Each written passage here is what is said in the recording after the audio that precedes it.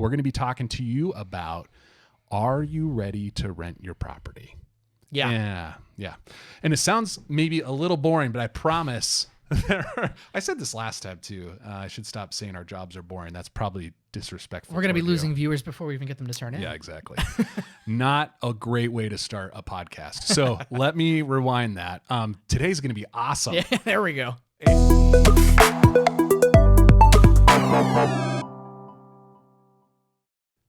Hey, welcome to the Investment Property Geeks of Charlotte. We're your hosts, Chris and Jesse. And we're glad to be back with you with episode number 2 today. We made it through the first one. Woohoo! All right, great. Hey, please help us out. Help boost this podcast a bit and let other people know about it by leaving us a review or hitting that subscribe button. Or go to investmentpropertygeeks.com if you have any questions or want to find out more about us or the podcast, or email podcast@investmentpropertygeeks.com. So today we're going to be talking to you about, are you ready to rent your property? Yeah. And it sounds maybe a little boring, but I promise. I said this last time too. I should stop saying our jobs are boring. That's probably disrespectful. We're going to be losing viewers before we even get them to turn in. Yeah, exactly. Not a great way to start a podcast. So let me rewind that. Today's going to be awesome. Yeah, there we go. And we actually do have some real practical tips today. This is what's kind of cool about this next series, is that I kind of wish I had listened to this when I first started investing or something like this, and not to toot our own horns. But there are going to be some really cool tips and tricks in here. In fact, we're going to tell you some things specifically around curb appeal, and Jesse will walk us through a little later in the episode how not only why curb appeal is important, but also really practical things where you can get a lot of juice for the squeeze, right, if you will, to help spruce up your property and really get top dollar without paying top dollar necessarily for the repairs. Yeah, and really there's some very simple yet incredibly effective things you can do to make your home much more I want to say appealable, but that's not a word. See where I don't know either. I was going to throw out a word, but then it's going to make no sense either. So yeah, well, that's all right. I guess, get your notepad or your iPad right, or your iPhone or whatever you're going to take notes on, because there are going to be some things you want to write down, I think, in this. And two, we'll get them in the show notes as well so that folks can have a list. But before we go into any of that, we thought it would be kind of important, like where we start with our clients that we talk to, and just anyone in general. Anytime someone's like, hey, Chris or Jesse, I'm kind of wondering, real estate investing sounds really cool. My next door neighbor did it and he made $3 million. And I'm wondering if I should do it too. And usually, my first question to folks, and this might throw folks off a little bit, is why? Yep. And the reason is that with anything in life that's difficult or worth doing, if you don't have a really strong why, you're just going to fall flat on your face. You're going to give up like way too early. Mm-hmm. The same is true with real estate, even though it, is it's not rocket surgery, as my friend George W. would say. It's not rocket surgery, but it does take some tenacity and persistence. And so we'll talk a little bit about that. Mm-hmm. I think the why's got to be more than like, I want to make money. Right. It's got to be, what's that money going to be used for, and how's it going to change your life or those around you? And because you got to get that fire in your belly. Otherwise, you go get your first deal. It's like, I'll never forget our very first investment property. And I promised my wife after the last podcast, I promised Amy I wasn't going to talk about her again, but the chances are she's not going to listen past the first one. So we're going to talk about her again. But I remember our first investment property we bought in 2011, and we walked in, I think the power was off, and it was a foreclosure, and it wasn't in real bad shape, but there was like, holes in the wall, and it needed a lot of love. And Amy looked at me and she's like, why did we buy this? And I said, because we're building our future, honey. And she's like, remind me how much money we spent, and I think we put like, I don't know, it was a crazy amount because there was a special loan program then and all this, but we put like $8,000 down total with repairs and everything, which is crazy for a condo near Seattle. And And she's like, what are we going to cash flow? And I think it's like $200 or $300 a month or something. And she just started crying. And she's like, are you kidding me? All this for $300 a month? That's ridiculous. Do you know it? And I'm just like, don't worry, like it'll all work out. And sure enough, with that persistent vision in mind, and we'll talk a little bit about why that was and that why, like we were able to make it through that. But had we just had the idea like, yeah, we just want to invest in property because we heard it's a good way to make money and other friends and stuff are doing it too, we would have given up. Just like we see unfortunately, a lot of our clients do. Like they get through year one and even though they're not really doing it day to day, they're just kind of like, oh, this is all I made. And they don't really think about what the benefit really was. Right. And then they just throw in the towel and it's like, no, don't do that yet. And you can see how easily people can get discouraged, in a situation like you and Amy had. You could have easily thrown in the towel and walked away and you would have had an entirely different life. We wouldn't be sitting here doing this podcast right now. Oh, yeah. But persistence pays off. And like Chris said, having that vision and the tenacity and the idea that you're just going to stick with it through the peaks and the valleys, and there will be peaks and valleys. Yes, there will. I think that's important. Yeah, absolutely. I want to give just a little bit of inspiration maybe to some of our listeners. So for those who have not heard this, there are a lot of folks out there that are like, hey, the majority of wealthy individuals in this country have real estate as part of their portfolio. And I'll give you a little quote or a little statistic. So according to Morgan Stanley, which, hope them to be pretty credible, they say 77% of millionaires own investment real estate. That's an interesting statistic. I can't say I'm surprised by that. Yeah. Totally. But wow. I mean, let that sink in. 77% of millionaires own investment property. Yeah. Wow.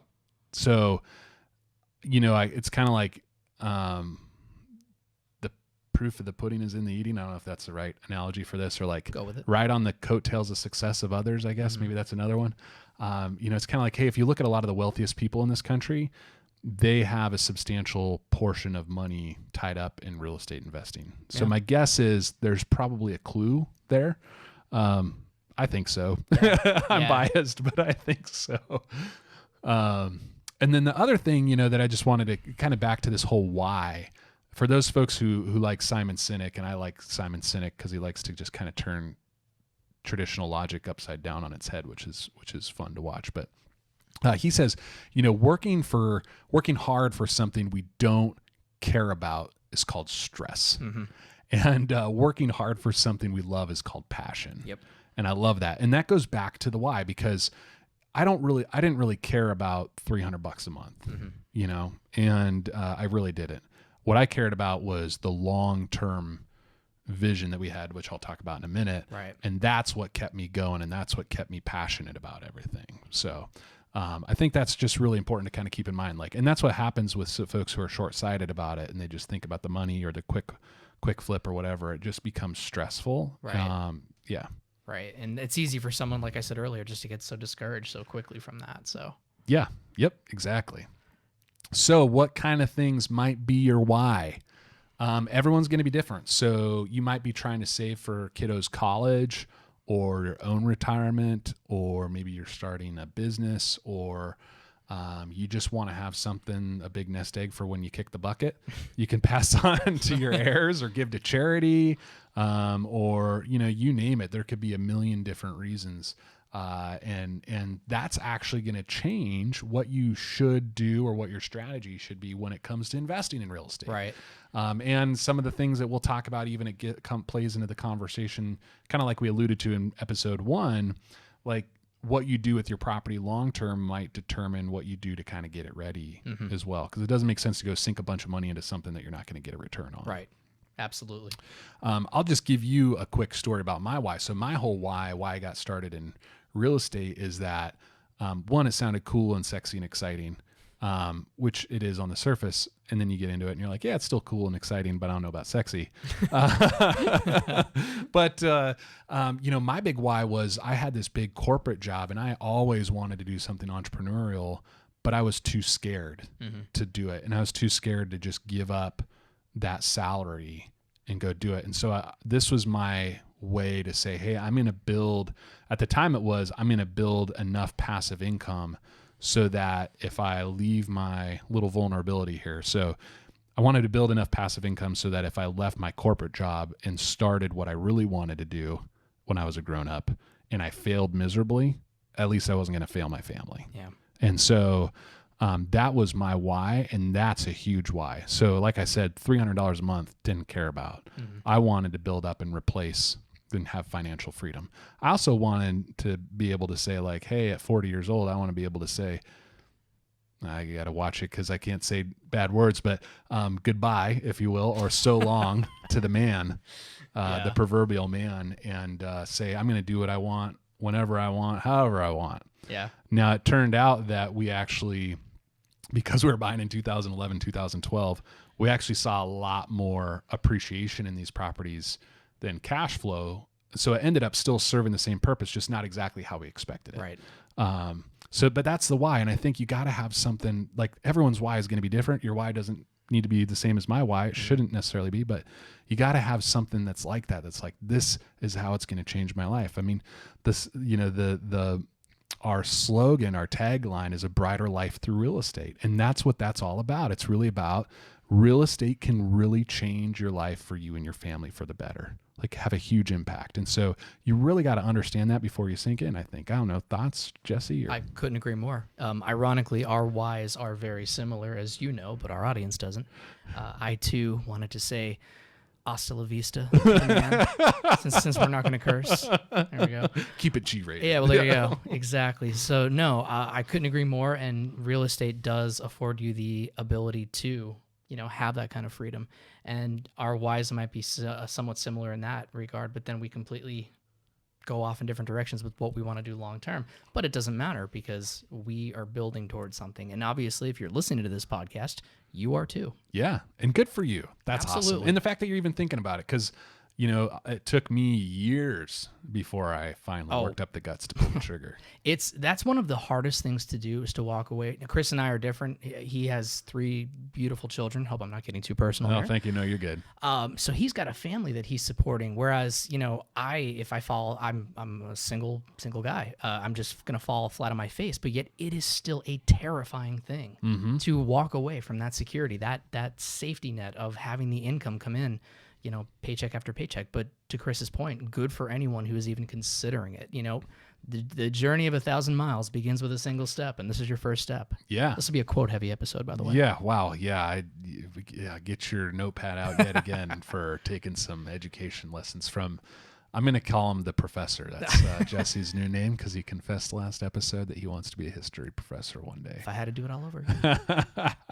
All right. So, hey, when you define this why and what it is you're doing this for, it really helps give you some insight into, okay, what's my risk tolerance going to be? What's my time horizon look like? How much money do I actually need to make? Right. And does that need to be in cash flow, or does that need to be in like some buildup of value over the time that I can just then cash out at some point in the future? And depending on all those things is really going to help you, really help with your investment strategies. So like, I'll give you an example. Someone who's like, hey, I'm 6 years away from retirement and I've got a bunch of money and I want to go invest it, but I need it to be stable. They might say like, I don't want to leverage it. I'm going to buy things in all cash, and I want to maximize the cash flow on that, and I don't have a lot of tolerance for debt right now. And they want something that's more of a cash flow heavy property. Right. Someone that's maybe a little younger, and say they've got a kid that was just born, and in 18 years they want to cash in a couple properties to pay for school. They may say, well, hey, I'm gonna leverage a couple of these bad boys. I'm gonna get a couple properties in areas that I think are kind of up and coming and have potential over the next 10, 20 years. And if they even a little bit less than break even, I'm okay with that, because I've got a solid job and I've got some other sources of income. It's not a big deal. And then the idea would be eventually they'll start paying for themselves, and then boom, on his 18th birthday or her 18th birthday, we're going to cash these bad boys in, and that's their college tuition for 4 years or whatever. So that's just, that's how, knowing this why, I think it's so important, because it does define kind of what your strategy needs to be. And it's kind of surprising how many people I talk to that are smart people that have 4-year degrees or even business degrees, and not that a business degree is superior, but it is. And Humility. I'm just kidding. I'm not. Yeah. But I think when it comes to thinking about investments in real estate, so it's surprising to me how many folks don't think through that, like, what do I really want out of this? Yeah. And they just start throwing money into something, and it's like, they're like, oh, but this doesn't even break even. I'm like, okay, well, why are you investing in real estate? And they're like, well, I don't know. I just want to make some money. Well, how much money do you want to make? When do you want to make it by? Right. What's it for? What's your risk tolerance? And they're just like, I don't know. Well, if you haven't defined anything, then everything looks like a potential investment, and that's just not the case. So I think we've beat that dead horse. Yeah, but it's a very, very good point. Yeah. One I'll touch back on in just a few moments. Awesome. So with that why, and once you've defined your why, really, next is defining your target market. Now, most people, when they say this, like, here's my ideal renter, we're not necessarily talking about the person as far as, like, definitely we don't want to discriminate ethically, morally, and legally. Unless it's legal discrimination, which we can talk about in a little bit, because there is some legal discrimination. Like, if someone has really bad credit, you should discriminate against their credit. Yes. That's a thing. But like, we don't want to discriminate against people. So we're not talking about like, oh, well, I want a rental that's really good for families, or I want, it's more about like, what does the renter want? Right. So when you're talking about who's that target market, it's what kind of things do they want? Is it going to be kind of this price point where granite and this and that is not as important? Or is it going to be more, hey, it's this price point in this up and coming area, and people are going to want the newest technology and frameless glass in the shower and quartz countertops and this, that, and the other thing. Mm-hmm. And so it's just kind of understanding. And then you got to look at, okay, well, if I'm going to go buy and serve that client who's looking for those things, what is my honest competition? And if you've got a turd with lipstick on it, don't call it something really nice. Like, it's not. And so you got to be really realistic. And Jesse will talk a little bit about that later. Like, you got to be realistic about what your property looks like compared to the market, and what it is that you really want to offer and whatnot. And, I'm making probably a little bit bigger deal out of this than it needs to be. I mean, if you've got a house and you're just looking to rent it out, it's important to kind of understand this a little bit.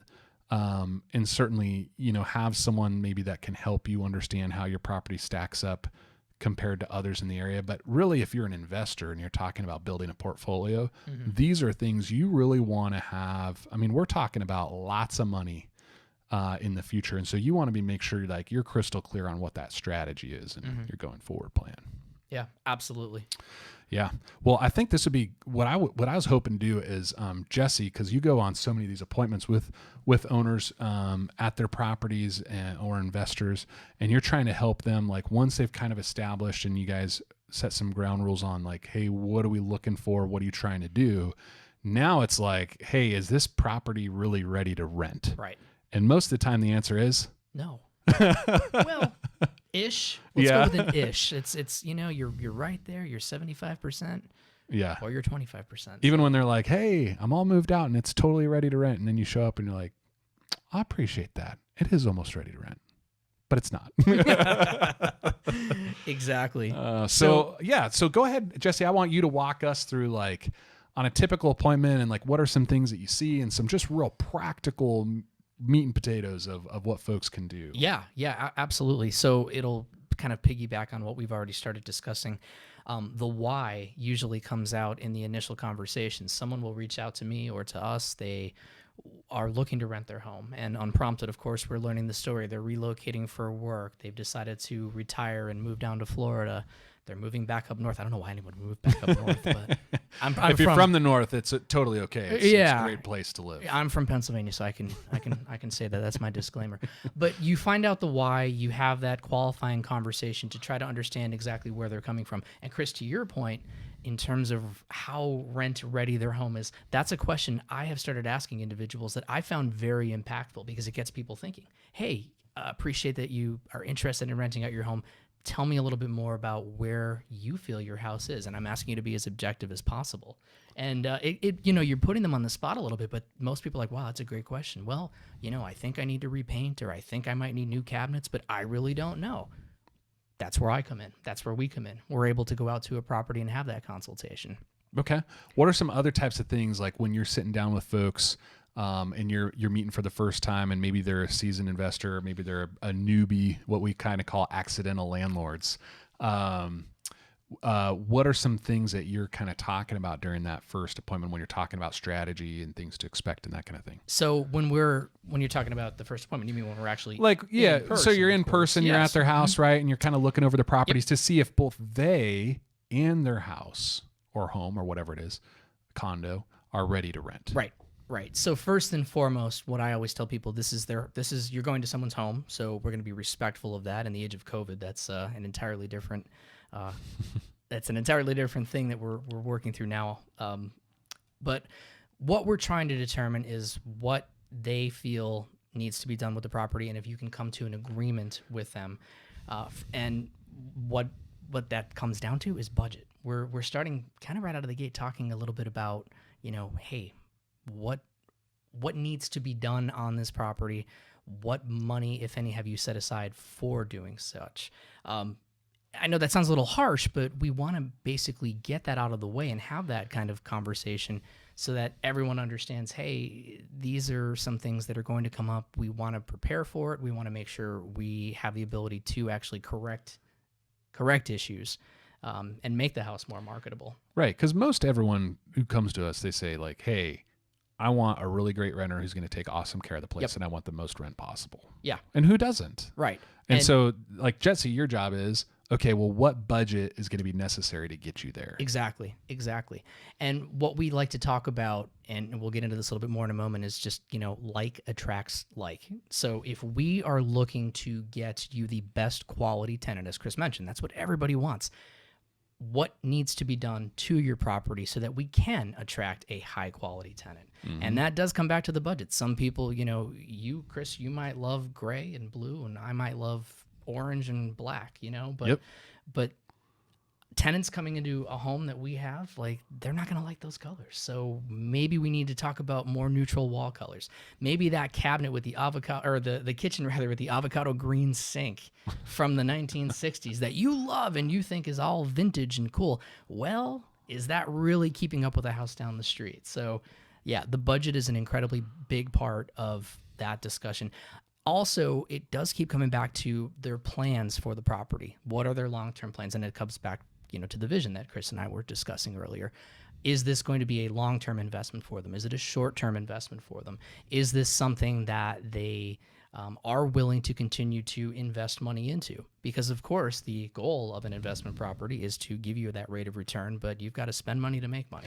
Yeah, and one of the ways you kind of figure out what that rate of return is going to be is what the property is going to rent for, right? Absolutely. And so everyone, I think some folks who are newer to the game, or even if they've been around a little bit, can you share with us kind of what you do? How do you, at a high level, figure out what you think a property is going to rent for, and kind of any tips you might have for us on that? Yeah, absolutely. And keep in mind, as you're having this discussion, you're with a potential new customer, someone who's looking to rent out their home. That's going to be one of the first things that everyone's saying. Well, how much can I get for this? How much can we rent this home for? Very similar to when you're selling a house, the market is going to dictate what a neighborhood 3-bed, 2-bath house might rent for, rather. Mm-hmm. Just as if what if it was going to be selling. But we actually have some great resources out there that are pretty much available to, well, almost everyone. We've got a free tool on our website, actually, that lets you go in and get a baseline rental range for what you can reasonably expect your house to rent for. Mm-hmm. That's a great starting point, and I would encourage everyone to use our website for that. Zillow. I mean, everyone has access to Zillow. If anyone, has ever watched HGTV, they just want to pop online and start looking around their neighborhood. Even if you're not into real estate, people use Zillow all the time. Well, guess what? So do we. Yep. It is a tool. It gives you some information about, how much a house is sold for, how much they're estimating it could rent for. But then we dive in a little deeper. As real estate agents, we have access to our local MLS. Now that's where we can actually test this out and see if Zillow rather is saying a house can rent for $1,500. Let's go into MLS. I'm going to look at comparable houses within a half-mile to a mile radius that have similar features, similar construction, similar amenities. If another house rented for $1,500, well, yeah, we're right there. We're in the ballpark. Yeah. Okay. Awesome.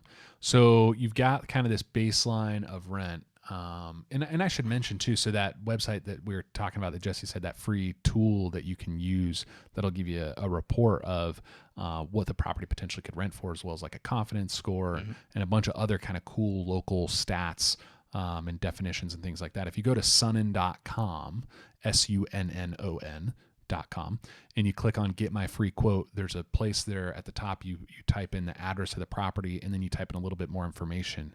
And within a few minutes, for most properties, if it's an area where there aren't a lot of rentals or it's new construction and there are no other homes around or something like that, you might not get it back.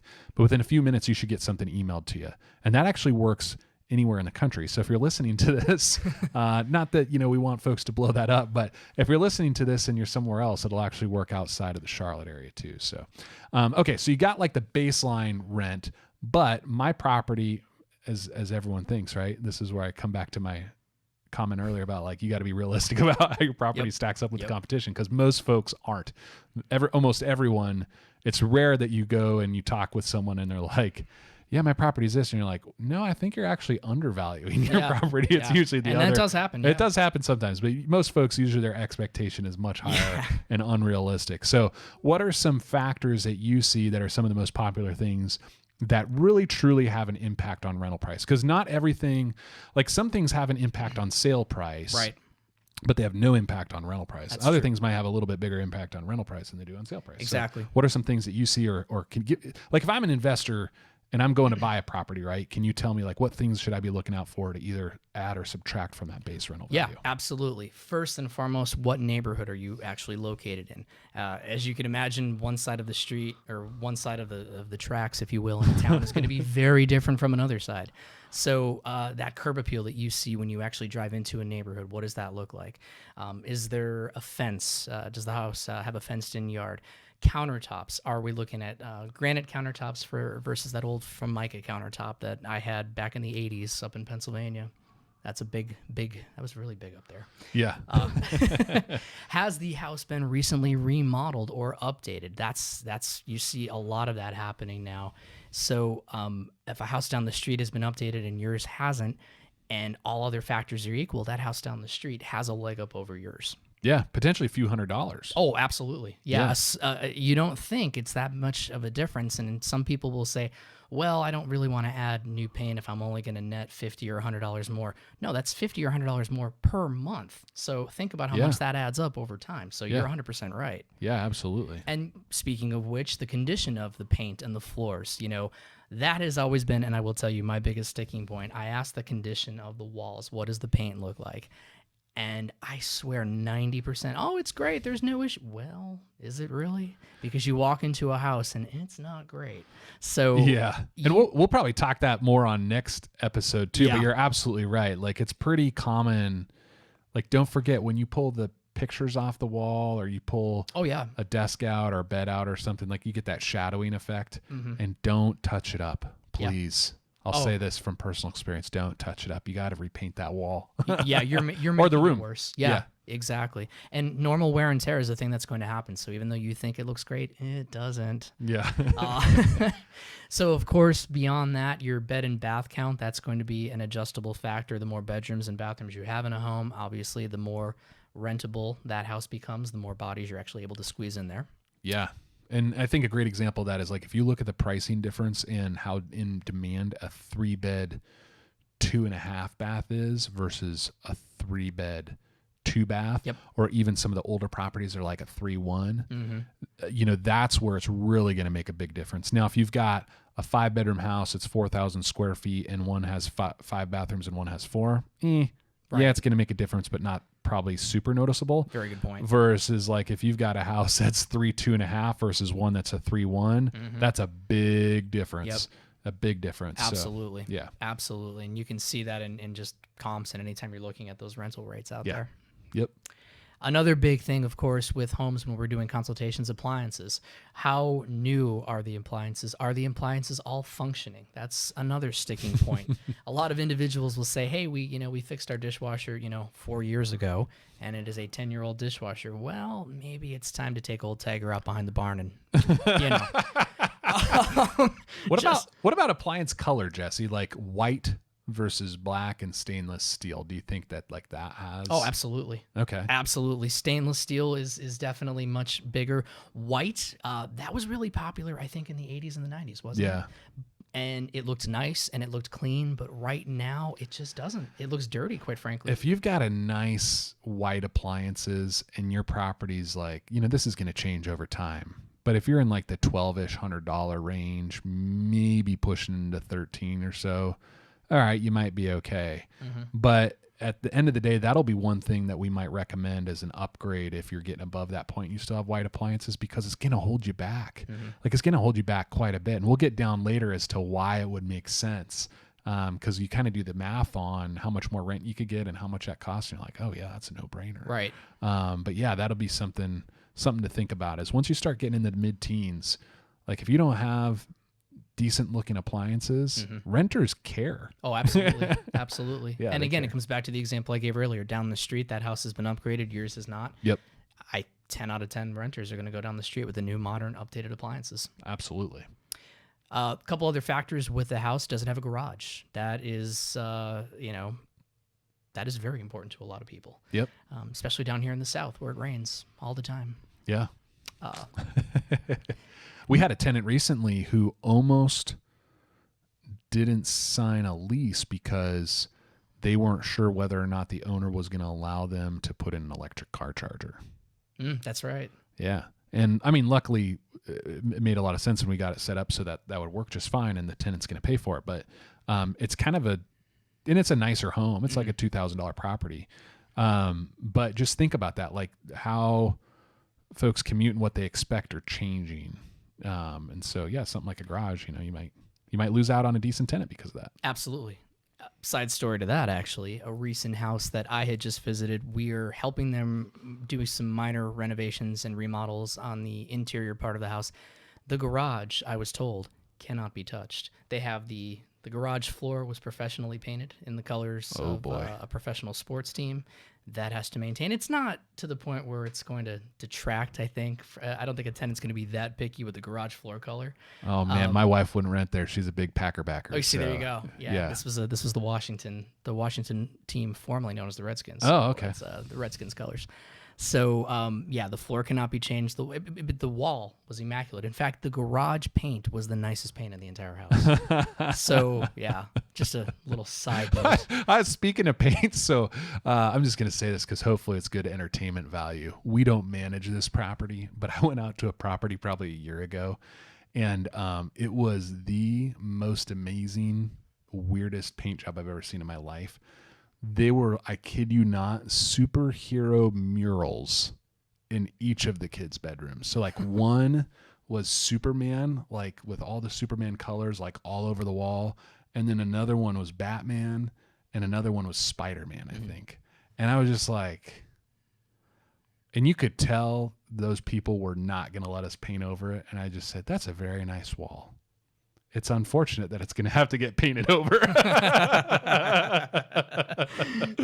I don't think they rented their property. No. Yeah. And we'll go into this, but you bring up a really good point. What you love and what I love, we said this before, it's not what a tenant necessarily is going to love. So you kind of have to take the personality that you have in that house out of it. As Absolutely. hard as that is. Yep. And I tell people all the time, it's we're sitting here, so if you're watching this video, you can see I've got this hunter green background behind us, which I really love. I like it this too. Room. I would paint this room in a heartbeat when I go to rent it out. Yeah. And same with when you're selling a property. I had a realtor come in, my wife and I, we had this bathroom. It was this cool gold yellow color. It sounds really tacky, but it was really kind of cool and different. And he came in, he's like, I love you guys, but you gotta paint that room. And I'm like, yeah, you're probably right. Yeah. But you're right, Jesse. I mean, it's not about, we'll talk about this next time too. Like I get people all the time, owners who are like, oh, we're going to repaint, but I want you to repaint it white. And it's like, well, that's not what the tenant wants. The tenant wants gray. So are you looking for you to live in here, or are you looking to make money? Yeah. If you're looking to make money, you do what you do what the market tells you they want. Exactly. So, and that's kind of tough for people, but you're running a business. Do what the customer wants. Yeah, that's exactly right. And that's how you have to think about it. So enough about paint. You could tell we're passionate about paint. You can tell it comes up quite a bit too. So it's a sticking point. All right, Jesse, what else can be an adjusting factor for rental price? One of the biggest things, schools. Okay. People want to know more about, a particular school district, one versus another. Just as I mentioned earlier, the wrong side of the tracks. I hate using that term, but one school district is going to be much better than the other. In many instances, if you've got a family of 4 looking at a possibly 2 or a 3-bedroom home, that's going to be the difference maker. And actually, Chris, I'll throw this back to you. I haven't run across this yet, but what, in your experience, would you say is the difference between a family of 4 who wants that renovated house that has the all-new modern appliances versus one down the street that wasn't updated but is in a better school district? That's a great question. Well, I think it depends on the kids' ages and also the price point of the home. Fair point. And because I think what a lot of it has to do with too is some people, regardless of what school district they're in, they want to stay in that school district.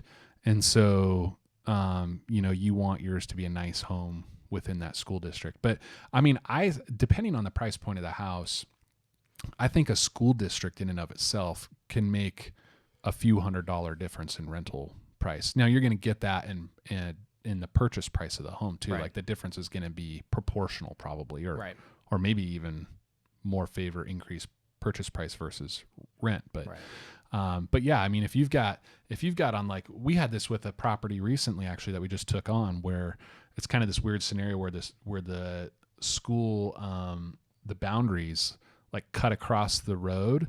And so we went to go comp it, and it was like close to this whole new development over here, and it looked just like them. We're like, oh, well, this is how much it is. And then we realized, oh no, it's part of another school system. Right. So it's actually probably worth $200-$300 more, maybe a little bit north of that per month, because it's part of this other school system. Absolutely. So, yeah, something to keep in mind. No doubt. And then the last big thing I would point out, really the overall condition and showability of the house. What kind of appeal does it have? How does it look? And we're going to get into some more little ways to appeal the house here in just a moment. Jesse said it that way because I was one who went to school on the wrong side of the tracks, and I wrote show ability. So yeah, he was on the smarter side of the street than I was, I guess, growing up. That's so funny. I told him, I was like, I don't even know I know it's a word, but I don't know how to spell it like that. It is now. No. It's in our podcast, so it's official. I probably shouldn't have said that out loud. Now people are going to discredit me. Like, this moron doesn't know how to spell showability. Click. Stop. Hey, next. They're still listening. They've made it this far. Hey, you're a trooper. You're hanging in there. I promise there's going to be, so that was like good. But one of these next sections here is going to be that Jesse's going to do again. Around like practical improvements is really going to be worth it. So for those of you who hit stop, shame on you. Yeah. You lost out on the most valuable part. But hey, real quick, when it comes to setting rent, I just wanted to bring up a really common misconception, and I think this is another hopefully nugget folks can take away. If you've been doing this a long time, or you've listened to several other podcasts or seasoned investors, you know this. But if you're new or relatively new, you probably don't. And it's counterintuitive. So all the time we get owners who really want to push the limit on rent. And kind of their logic is like, 1, I want to maximize how much I can get. And 2, if I push the limit on rent, the people who can't afford it won't. And only the people who really can afford it will pay that price. Right. And it's kind of like, okay, I get it if you're selling a Ferrari or a Louis Vuitton bag or whatever, but you're not. And so what really happens is that logic actually backfires on you. And what will happen is when you price a rental property too high, remember, you're not the only rental property out there. And so other folks, who the most qualified tenants who have a great credit score, they know they can get any property they want. So why are they going to overpay? And if someone's really financially savvy, they're not going to overpay. They're going to know what that property's worth, and they're not going to overpay either. Absolutely. But the people who are going to apply, those are the people that are like really desperate for one reason or another. Yeah. Either because they've been denied everywhere else, or they're really poor planners, or what we actually see a lot down here of people who are desperate are like, hey, I want to buy something or I want to rent somewhere. This isn't really it. But I just got told I'm moving to Charlotte, North Carolina. I need to find a place while I'm here this weekend. And guess what? I'm going to sign a lease for a year and then I'm moving out because I know I'm overpaying. Yeah.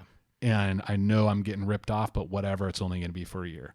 That sucks as a property owner because that turnover cost is going to kill you. Yep. You're taking on a riskier tenant who's not as good of a planner. So if there's not as good of a planner, they're probably not as good at things like budgeting and making sure they have money to pay rent. Right. And there's someone who's a little bit more desperate and just doesn't quite care, and you don't want that either. And so I'll actually argue that's like one of the worst tenants to get in a property is someone who's barely qualified. Like they meet the criteria, but barely because they're just a nightmare because they know they're overpaying, so they expect the world, but they're just difficult people oftentimes to deal with. So. Do not overprice your property, please. Like, just listen to the market. If it's not making movement, if you're not getting enough interest, drop that rent. You'll be way better off, and you're way better off keeping someone in there on a turnover than you are turning it over every single year and it's sitting vacant for a month. Yeah, and Chris, I think that's such a good point to bring up because so many individuals, I mean, you think to yourself, of course, the more money I can rent my house for, the better. But for all the reasons Chris just mentioned, that's not necessarily the case. And we're going to talk about risk mitigation in a later episode, but that is a big risk that you do not want to be taking with your house. It's a red flag. It's something to look out for. Yeah, exactly. Awesome. Okay, so tell us, Jesse, a little bit more. So you go out to the property, you kind of understand now, all right, this is my why, and this is the strategy and kind of the market that I'm going after. And here is the rent that I think I can get and what the other properties around me look like. Now, what things can I do with the budget that I have to boost that rent as much as possible? Yeah, this is the how part. How are we going to get this house to rent at this point? So absolutely. So as mentioned before, and I love this phrase, like attracts like. If you are looking to get the best quality tenant for your property, you want your property in tip-top shape. You want your property showroom new. You want to walk into your house as if you were going to be renting it and think to yourself, I could live here. Now, keeping in mind, this is no longer your house. Take away the personal effects, take away your preference to have pink on the wall or garden gnomes, flamingos in the lawn. All of those things. You love them. So did your grandmother. That's great, but you don't need them in your yard. You don't want them in your yard. So let's take all of that aside, take your personal preferences out of the house, and start thinking about how is this going to look from the eyes of a renter. And may I, before you get into this list, Please. like one thing I hear all the time is, and we kind of talked about this the first episode, is some folks' philosophy is, well, they're not buying the place. Well, yeah, you're right. They're not. They're renting it. And so they're going to expect even more. Because when you buy it, you're like, I'll just make my offer a little bit less, and then I'll pay to have it fixed up the way I want it. As a renter, they can't do that. They still expect a nice home, but they know there's probably not a lot of wiggle room on the price. And they know that they're probably not going to be allowed to go there and do anything to the property. And guess what, people? Most landlords out there are not very responsive landlords. Right. And so when the tenant goes to see the home, this is why Jesse's going to talk about some of these things. You may be like, oh, well, I don't need to have that ready before we market the home. Well, yeah, you do, because tenants believe that when they see the home, that's the condition it's going to stay forever while they're living there, because most landlords are lazy and they don't fix problems, especially if they're not emergencies. And that stinks. And we've got to change that as a society. Absolutely. And that's one of the things that this podcast, we hope to do with it. But just think about, like, when a tenant walks through your property to look at it, they're looking at it like, I have to take this thing exactly like it is forever and always, because the landlord's not going to do anything, because none of my prior landlords have done anything. And so it better be in the condition that I think it's worth. Yeah. And I think a great way to put it, and a great thing I hear that I politely correct people on, it's only a rental home. Well, Yeah. it's not only a rental home. It is an investment property that you want to hopefully, maintain. You want to, earn some money on, and you also want to provide a good, decent place for someone to live. Yep. Very, very important in my opinion. So, but to your point, and this is what Chris mentioned before, so get out your pen and pad, and do people even write stuff down anymore? Just write this down on your tablet. If you're driving, please don't write it down. Yeah, Just please. think really hard. Yeah. But still pay attention to the road. Pay attention to the road. Sorry you're stuck in traffic, if traffic is even still a thing now. Especially if you're one of those folks who's like wearing a mask while they're driving. I don't want an additional distraction. Yeah, no. But point being, record or rewind back to this point when you get home. So a couple of things that you can do, really, really easy. Starting with the front door. This sounds crazy, but how does the front door on your house look? Well, that's one of the first things people will see as they're walking up to your property. Most, if not all, tenants are going to be entering through the front door unless there's extenuating circumstances. They're possibly going in through a garage door or with a code. The front door is reflective of the entire house. It's a small thing, but it can end up being a rather important factor in terms of getting that house looking just a little bit better. One that has chipped paint on it, one that's a mismatched paint from the shutters or something to that effect, it just doesn't give you good curb appeal. Well, that's a really good point, Jesse, because, most of us, when we come home, if we park in the garage or whatever, we go through the garage door and we don't even know what our own front door looks like. Yeah. And I'll say this, like, I'm guilty of this myself. My front door, like the storm door on it doesn't quite shut right. It hasn't since I bought it. In the glass on the inside of the front door has it's just old, right? So it's starting to sag down, and I'm kind of like, but at some point we're going to rent this house out, and it's like, those things got to get fixed. Yes, they do. I don't care about it because I never use the front door. It's only for Amazon. That's all the front door's for. It goes right back to the point we made earlier. Take yourself out of the house. You are now looking at it in the eyes of a potential tenant. Right, because the tenant, when they come to see the house, they're not going through the garage, likely. They're coming up the driveway from the street, up the driveway, up your little sidewalk, and then boom, right there at the front door.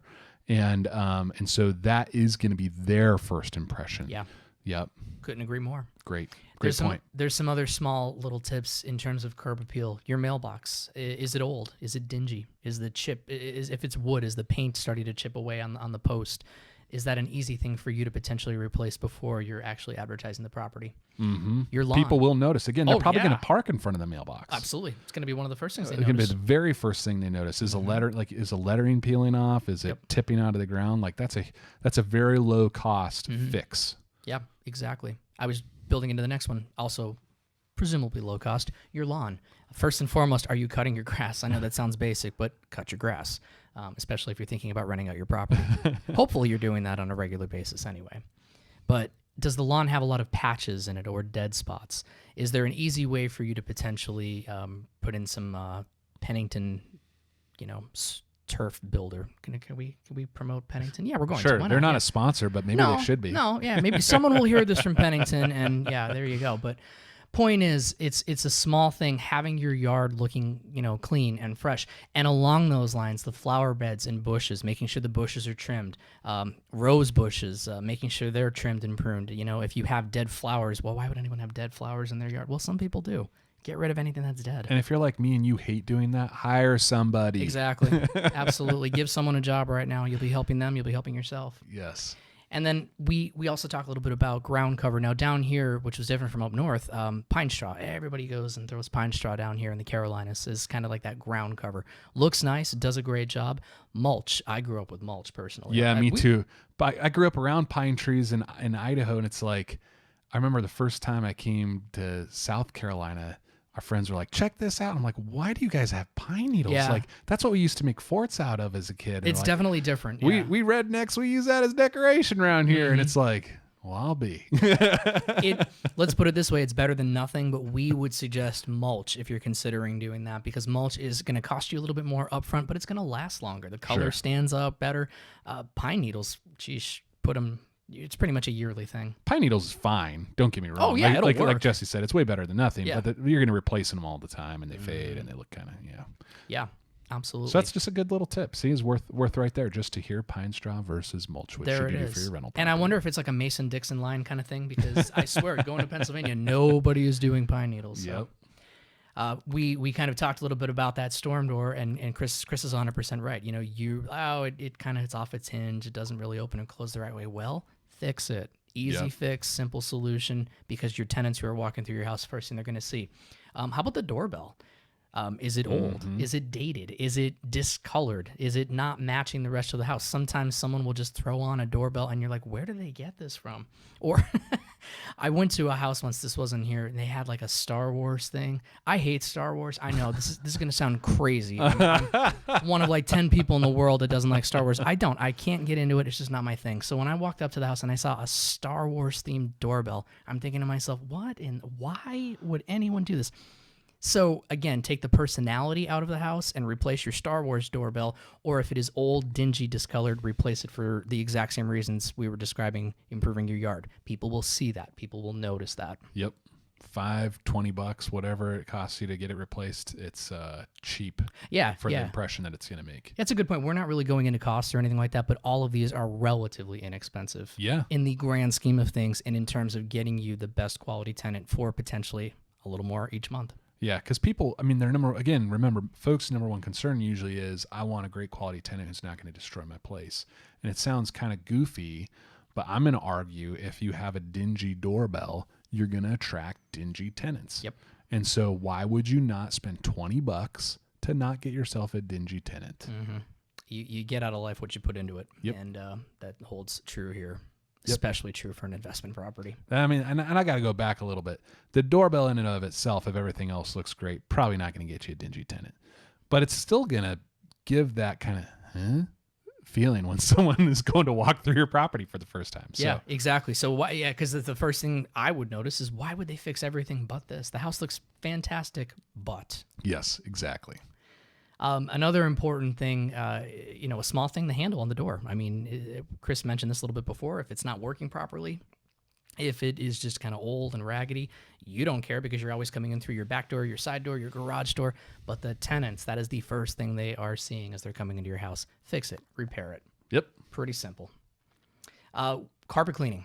This is another big one. Painting and carpet cleaning are, I don't want to call them my pet peeves, but they're my two biggest things that I run into. This is the one thing. These are like the two things you see most often. All the time. That need to be done. And do people normally think they're sufficient already and you have to coach them otherwise? Well. Or do most people go like, yeah, I probably do. What do you think? I'm just trying to give people an idea because I want, it's fair. Because right, if I've never done this before, Yeah. I might think they look totally fine. Mm-hmm. And so help our audience understand like what's okay and what's not okay. Yeah. Let's start off with the obvious: stains. If you have stains on your carpet, that is not okay. Carpet cleaning may or may not get out the stains. More often than not, if it's a lighter color carpet, those stains are embedded in there. You're going to have to consider replacing that carpet. Discoloration. That's a very big thing. So some people will throw down runners and all kind of different carpets. So when they remove their, again, personal items from the house, you can have it's beige in one part of the living room and an off beige in the other. Now, no amount of carpet cleaning is going to bring that thing back to life. So that's definitely an issue.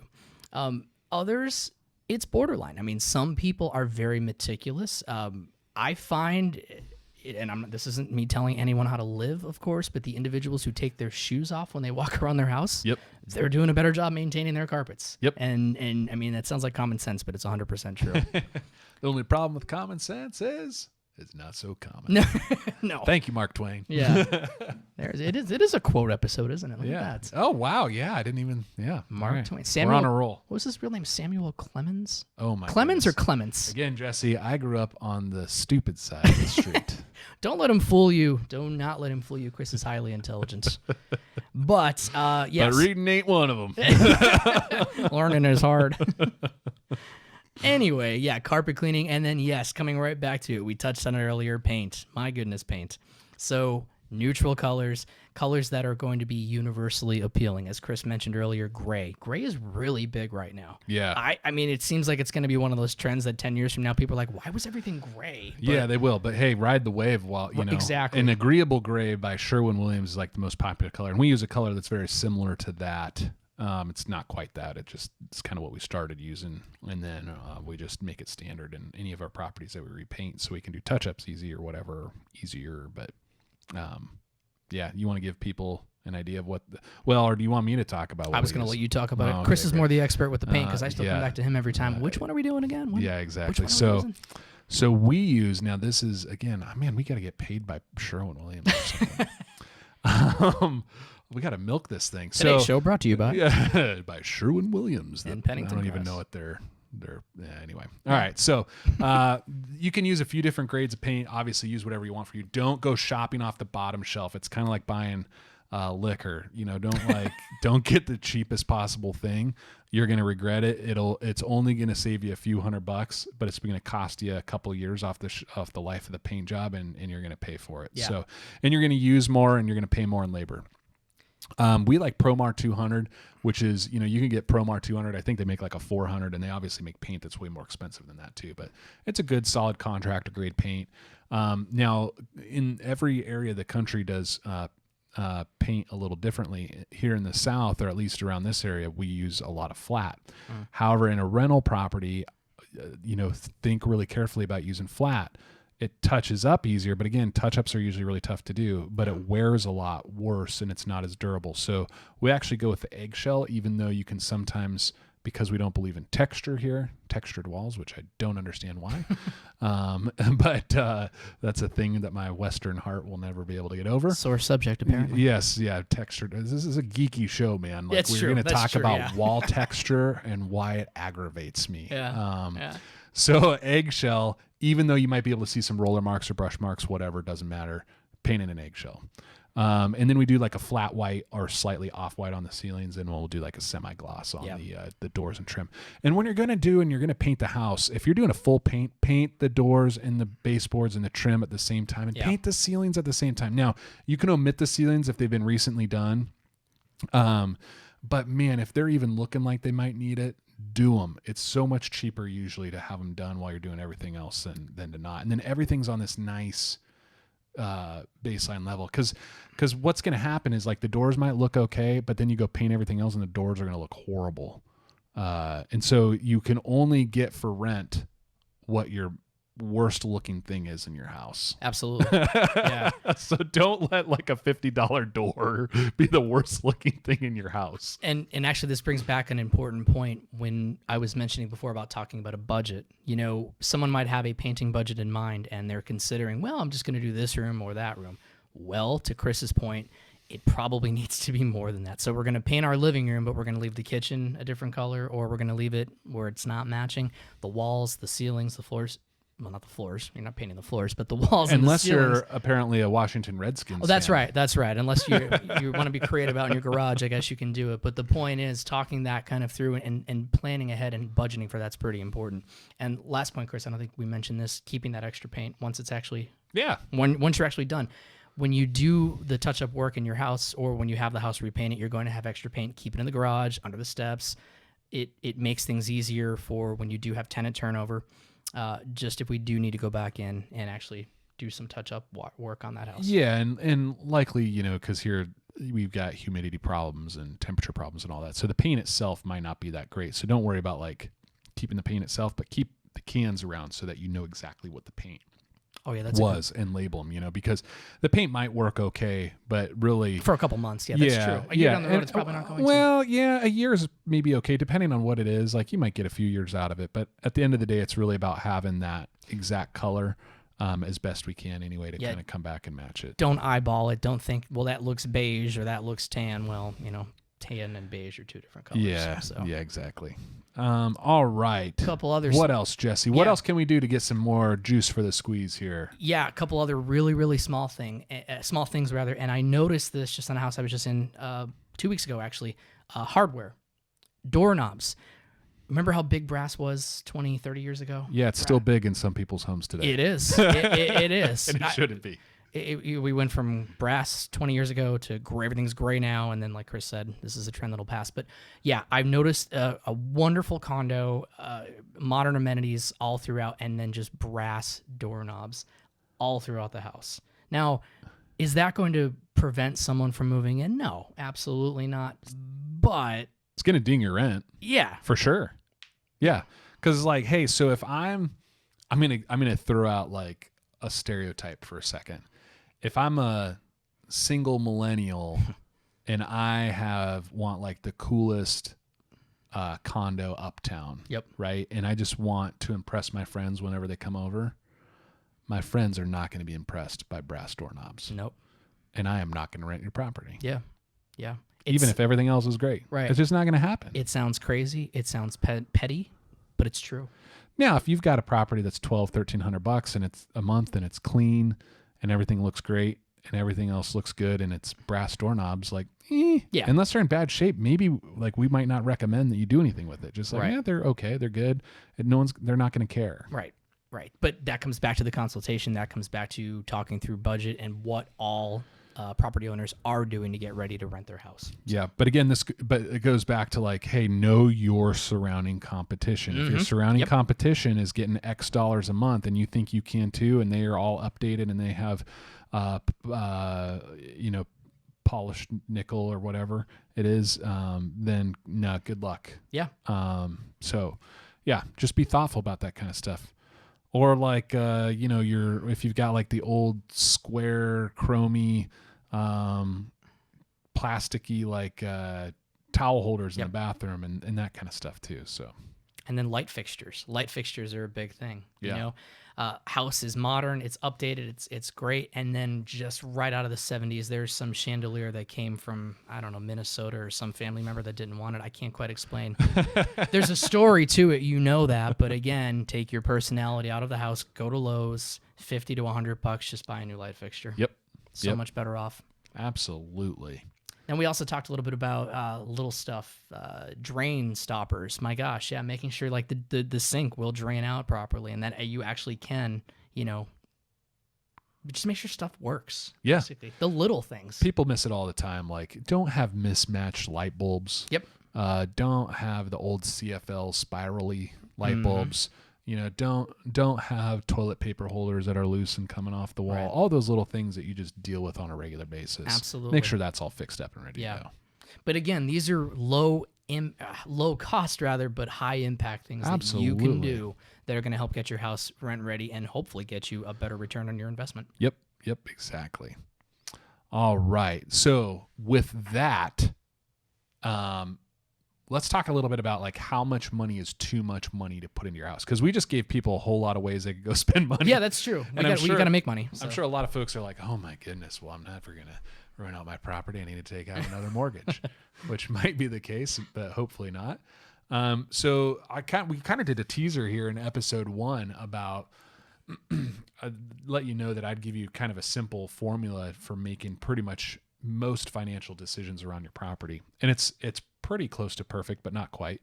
And so it's really pretty simple. So there's this concept. I'm gonna let the professor here talk about opportunity cost. So this is really about opportunity cost, but because Jesse has a degree in economics, right? Oh, way to put me on the spot. Jesse, yes. Briefly describe so we laymen can understand opportunity cost. Opportunity cost essentially is the value of the next best thing that you're giving up. And we'll relate this in a moment to a simple example that you're going to provide. But basically, it's if you're potentially going to be investing in property A, you could invest in property B. What are you gaining by investing in property A? What are you losing by not investing in property B? That's kind of high level. Yep. Do you want me to break out a flow chart or anything? Or no, I think keep it high level. If we had a whiteboard, but I think the only whiteboard we have is like really tiny, so it might be really distracting for folks. Okay, so like let's pretend for a second I don't know what your next best investment is. For some people, your next best investment is this money's going to sit in my checking account if I don't spend it, and your investment is abysmal. Other folks might put it in a CD right now, also abysmal. Even a money market, probably abysmal. Bonds, doing a little better. Something like the S&P 500 right now, maybe okay. Back in March, February, not so good. Yeah. But, in general, maybe let's say, hey, if I just took this money, let's say I have 10 grand, right? And I took this money and I put it in the S&P 500. Maybe I earned 7-10%, whatever the average return is over time. That's kind of my opportunity cost if I'm going to go invest that money in this real estate instead, right? I'm going to be losing a 7 or 10% return on the money. All right, so that's the math that we're going to use. So we haven't actually gotten into any formulas, folks. So if you're already confused, Just take a deep breath. We'll get through this. It's okay. We haven't done anything complicated yet. It's going to be okay. All we're talking about is if I've got another investment, like putting something in the S&P 500 that it could earn me, let's call it 10%. It could earn me 10%.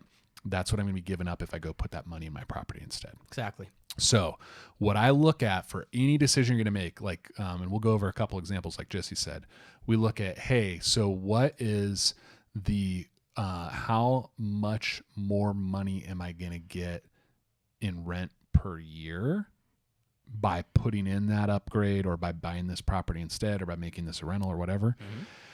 And then and then you divide that number by the cost of whatever your improvement is going to be. And that is your essentially return on investment. Now, we could make this more complicated by talking about, if I'm going to be using debt or not to finance it, and then that changes things, but let's just keep it simple. So, and then the question is, so is the rent that return on investment, which would be the additional rent I'm going to receive in a year divided by the cost of doing that thing, is that percentage greater than my next best investment, that opportunity cost of, say, putting it in the S&P 500 or keeping it in my checking account? If it's greater than that, then I should go do that thing. I should make that investment. Right. If it's less than that, I probably shouldn't unless there's a different compelling reason to do it. All right. So we'll give a quick example. We have a client, this actually, you and Zane on our team just talked to him yesterday about the carpet. Oh, yes. Yeah. So we went out to this property. The client had the carpet cleaned and he's like, all right, I'm ready to go. I'm ready to rent this thing out. And the carpet in the formal living room and the dining room, which are adjoining, was that light carpet that Jesse was talking about. And it had these awful dirt stains around the perimeter and then some other stains that didn't come out with the carpet cleaning. And Zane was like, oh man, he just had this thing cleaned. Like, how am I going to tell him he really needs to replace this carpet? And I said, well, Zane, this is how you're going to tell him he needs to replace the carpet. All right. He's probably going to think whatever we tell him is really expensive. And it's going to stink because he doesn't want to do it. And I get that. It's probably going to be, give or take, $1,500 to replace this carpet. If he doesn't replace it, he's probably going to miss out on $50 to $100 per month because of how this looks. Because people are going to come in there and going to be like, I'm not renting this place for this. The one down the road has clean carpet for the same price. I might take $100 discount, right? So that's going to be like $600 to $1,200 a year. Now we're talking money. And some people, I tell this to people sometimes, and they do this, and then they I could do that math. That's ridiculous. That's expensive. You mean it's going to take me more than a year to get my money back? And I'm like, okay, obviously you don't know how to do the math or how money works, right? Because let me tell you something. If you get $600 or $1,200 back on a $1,500 investment, that's a 40 to 80% return on your money. Now, I would make that investment all day long. In fact, I would go to the bank and buy $1 million. I would buy $1 million. I wish I would go to the bank and get a loan for $1 million and make that investment all day long. Yep. Right? Because I would want to make that as much as possible. 40 to 80% is a really good return on your money, especially when you're pretty confident you're going to get it. And so that would be one where you go, hey, is 40 to 80% return per year higher than 7 or 10% I could get in the market? And the answer is yes. Absolutely. Do it. Make that investment. Absolutely. Now, if it were less than that, then we wouldn't tell him to replace the carpet, right? Obviously. But that's the case we tried to make with this owner, and sure enough, he's like, "Oh yeah, okay, let's replace the carpet." Makes sense now. The second example would be like, let's say you want to go put granite in a property that's rents for like $1,200 a month. And you kind of figure it might give you plus or minus $25 a month boost in rent than just having whatever countertops are in there now. And maybe you don't really have to replace the countertops because they're in good shape. You're just kind of like, hey, I think it'd be cool to put granite in here because I think granite's really cool. And you're like, oh, it is really cool. And it might help rent the property faster, maybe, at that price point. But maybe the tops cost you like $3,500. Okay, well, if you take $25 times 12 months, that's $300 a year. Over a $3,500 investment, you're like talking like 8.6% return on your investment. Still not bad, right? Especially if you're really confident you can get that. But, if you can get something that's pretty predictably 10% by just clicking a button on E-Trade, then maybe you should do that instead. Absolutely. So that would be one where you might not want to, or you might say, hey, this is kind of the cool thing. All right, should I go spend $3,500 on doing the granite, or should I spend $1,500 on doing the carpet? I can do one or the other. Do the carpet. Absolutely. That's so this, again, pretty simple math. Again, what's the increased rent per year over what the investment is going to be? And that gives you a percentage return, more or less. And then compare that to whatever the next best use of that money is. And that should tell you what to do. And as you become more sophisticated, you're going to be able to do these kind of things with more ease. And Chris makes such incredibly good points. If you have a certain budget, you want to get the most out of your money. I mean, if you put money in the stock market, that's exactly what you're hoping to do. Why not do the exact same thing with your investment property? Yep. So I guess the moral of this is like you said over and over again, Jesse, and we say all the time, like attracts like, but don't over improve either. So know your market, know what the property is, know what your tenant really wants, and then just make sure that you're not pouring unnecessary money into it. Now, we more than anyone are probably going to tell you to do more than other managers in the area might or whatever, just because we are going to bias it toward wanting to have a great quality tenant. But at the same time, don't be pouring money into something where it's just not going to make a difference. If it's still nice, it's functional, and it's going to attract a great quality tenant, don't put extra money in it just because you can. Make sure it actually has a return. Your house probably needs new carpets. It does not need a moat. So yes. Keep that in mind. Yeah, exactly. And the cool thing is too, and we could probably do this on a whole nother episode, but like this generic approach is how you will determine too whether or not you, like if you're looking at keeping a property and renting it out versus selling it, or doing like a refi and then renting it out, this kind of approach will actually work on that too. That's a little bit more of a complicated analysis, but basically this is how I kind of coach folks through when they're like, hey, I don't know whether I should rent my property or keep it or do something else. It's like, well, let's talk about what your options are. Because if your option is keep $300,000 in cash in a checking account, well, you should rent it out all day long. Right. If it's something different, then maybe not. So Absolutely. Anything else to add on that, Jesse? No, I think we beat that horse to death as well. but I think they're incredibly valid points. Yeah. Well, hey, we hope you got a ton of value out of today's episode, and that you got some real nuggets that are going to help you in your investing or getting your house ready, or just even thinking about what it takes to get a home ready to rent, so you can share with a friend or whatever, about something cool you learned today. And with that, we're the Investment Property Geeks of Charlotte. And like we said, don't forget to subscribe. Please subscribe and leave us a review. And we want to just thank you so much for listening. This is Chris and Jesse wishing you a brighter life through real estate.